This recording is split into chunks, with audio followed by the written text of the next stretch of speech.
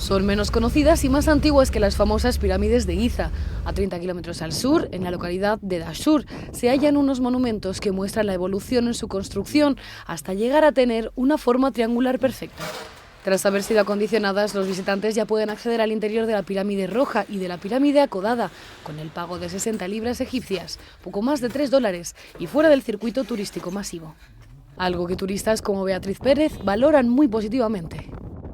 Pues he decidido venir aquí porque es totalmente distinta al resto de las pirámides, como se puede ver, y pues porque transmite una energía totalmente distinta a las otras, y porque nos ha traído un guía estupendo, que solo no hay gente, estamos nosotros solos aquí.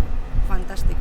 El faraón Seneferu, el primero de la cuarta dinastía, fue quien mandó construir las pirámides Roja y Acodada, y se cree que una tercera, antes de que su hijo Khufu, conocido como Keops, ordenara levantar la majestuosa Gran Pirámide que le robó protagonismo a sus predecesoras menos perfectas.